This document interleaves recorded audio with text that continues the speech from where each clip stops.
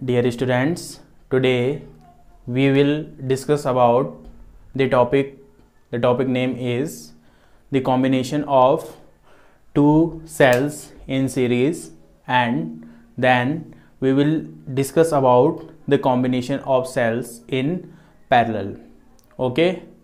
तो स्टूडेंट्स आज हम सेल्स को सीरीज में जोड़ेंगे और फिर उसके बाद पैरेलल में जोड़ेंगे, फिर उसका इक्विवेलेंट इलेक्ट्रोमोटिव फोर्स और इक्विवेलेंट इंटरनल रेजिस्टेंस निकालेंगे। ठीक है, तो इसके बारे में हम आज डिस्कस करेंगे। तो हमारा टॉपिक है कॉम्बिनेशन ऑफ टू सेल्स। सबसे पहले आपका इन सीरीज, ठीक है, दो सेल को हम सीरीज में जोड़ेंगे। जैसे हमारे पास फॉर एग्जांपल ये है हमारे पास फर्स्ट सेल, ठीक है, उसके बाद ये हमारे पास सेकंड सेल, ठीक है। अब सपोज दैट ये जो फर्स्ट सेल है इसका इलेक्ट्रोमोटिव फोर्स है E1, ठीक है, और इसका इंटरनल रेजिस्टेंस है R1, ठीक है, और इससे करंट फ्लो हो रही है I, ठीक है। सीरीज में है तो सीरीज में हम जानते हैं कि करंट सेम होती है, तो इसमें भी जाएगी I, ठीक है। इसका इलेक्ट्रोमोटिव फोर्स हो जाएगा E2 और इंटरनल रेजिस्टेंस हो जाएगा R2, ठीक है। करंट तो सेम रहेगी यहाँ पर, बट जो पोटेंशियल डिफरेंस होगी वो दोनों में अलग अलग होगी, ठीक है।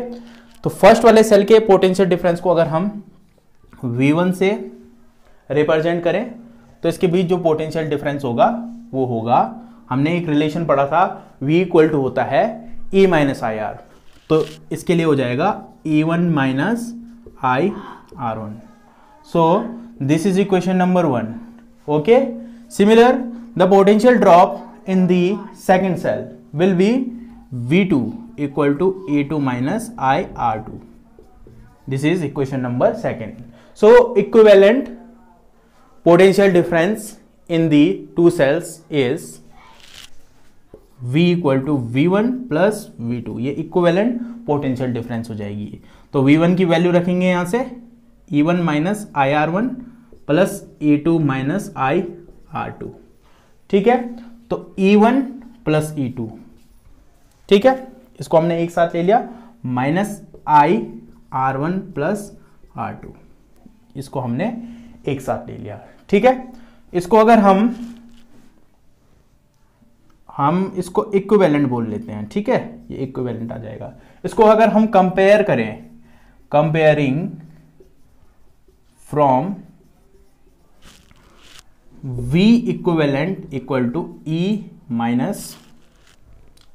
Equivalent minus I R equivalent, ठीक है। यहां से अगर हम इसको कंपेयर करें तो E इक्विवेलेंट की वैल्यू आ गई हमारे पास E1 प्लस E2, ठीक है, और R इक्विवेलेंट की वैल्यू आ गई हमारे पास R1 प्लस R2, ठीक है। तो सेल को जब हमने सीरीज में जोड़ा तो उसका इलेक्ट्रोमोटिव फोर्स आया E1 प्लस E2 और इंटरनल रेजिस्टेंस आया R1 प्लस R2। ऐसी एन सेल के लिए अगर हम इसको निकालें तो E1 plus E2 plus dot dot dot EN, और R की वैल्यू हो जाएगी R1 plus R2 dot dot dot plus RN तक, ठीक है। तो ये टू सेल्स के लिए था, ऐसे आप एन सेल्स को सीरीज में जोड़ सकते हो, ठीक है। इसके बाद हम इन्हीं सेल को पैरेलल में जोड़ते हैं और फिर देखते हैं कि इसका इक्विवेलेंट इलेक्ट्रोमोटिव फोर्स और इक्विवेलेंट इंटरनल रेजिस्टेंस कितना आता है, ठीक है। तो सेकंड आ गया आपका in parallel. Okay, so we have two cells which are connected to parallel to each other. So this is first cell and this is second cell. यहां से करंट फ्लो होगी, सपोज दैट आपका I1, ठीक है, यहां से current flow होगी I2, क्योंकि हम जानते हैं कि पैरेलल में जो करंट होती है वो अलग अलग होती है, बट पोटेंशियल डिफरेंस जो होगी वो सेम होगी, ठीक है। तो यहां आ जाएगी I और यहाँ भी आ जाएगी I, ठीक है। इसका इलेक्ट्रोमोटिव फोर्स ले लेते हैं हम E1 और इंटरनल रेजिस्टेंस ले लेते हैं R1।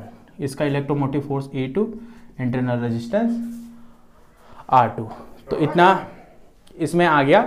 ठीक है, तो अगर हम इसमें पोटेंशियल डिफरेंस निकालें तो इसमें पोटेंशियल डिफरेंस हो जाएगी V equal to E1 minus I1 R1। ठीक है, और दूसरे वाले में आ जाएगी V इक्वल टू इसमें E2 माइनस I2 R2। ठीक है, तो यहां से अगर हम I1 की वैल्यू निकालना चाहें तो I1 इक्वल टू हो जाएगा आपका यहाँ से हो जाएगा, इसको इधर को ट्रांसफ़र कर देते हैं, I1 R1 इक्वल टू ये E1 माइनस V। तो I1 की वैल्यू कितनी हो गई, E1 minus V upon R1। Similar यहाँ पर I2 की वैल्यू कितनी हो गई, E2 minus V upon R2। ठीक है, तो इसमें हमें नेट करंट निकालनी पड़ेगी। तो नेट करंट की जो वैल्यू होगी वो होगी I equal to I1 plus I2। ठीक है, इतना इसमें आ गया। अब इसकी वैल्यू रखो यहाँ पर I1 की, यहाँ से तो ये हो जाएगा E1 minus V upon R1 plus E2 minus V upon R2। ठीक है, तो ये हो जाएगा हमारा E1 upon R1 plus E2 upon R2।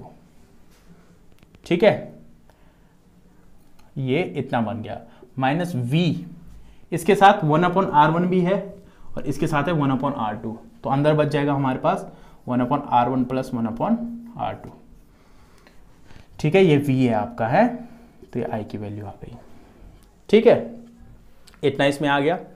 अब अगर हम इसकी वैल्यू यहाँ रखें, यानी कि इसको इधर ट्रांसफर करें, तो ये हो जाएगा V 1 upon R1 plus 1 upon R2 equal to E1 upon R1 plus E2 upon R2 minus I। ठीक है, इतना इसमें हो गया। अब अगर हम V R1 1 upon R1 plus 1 upon R2 अगर हम यहाँ एलसीएम ले तो ये कितना हो जाएगा, E1 R2 plus E2 R1 divide by R1 R2 minus I। ठीक है, इतना इसमें हो गया। अब हम इसका भी एलसीएम ले लेते हैं, तो ये हो जाएगा V R1 plus R2 divide by R1 R2। ठीक है, इतना यहाँ आ जाएगा और इधर आ जाएगा E1 R2 plus E2 R1 divide by R1 R2 minus I। ठीक है, इसको यहाँ ट्रांसफर करते हैं, तो V की वैल्यू कितनी हो जाएगी, V की वैल्यू हो जाएगी आपकी E1 R2 plus E2 R1 divide by R1 plus R2।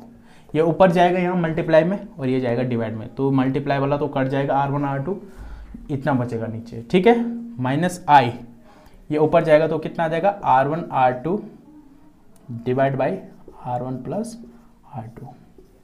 ठीक है, इसका मल्टीप्लाई यहाँ करना, cross multiplication.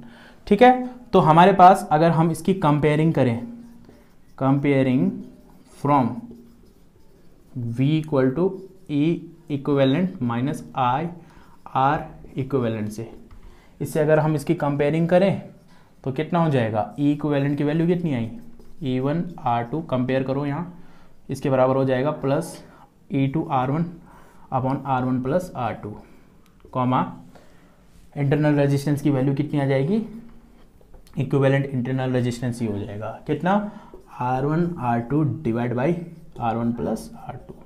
So this is required expression for equivalent internal resistance when the two cells are connected in parallel, and this is required expression for internal resistance when two cells are connected in parallel।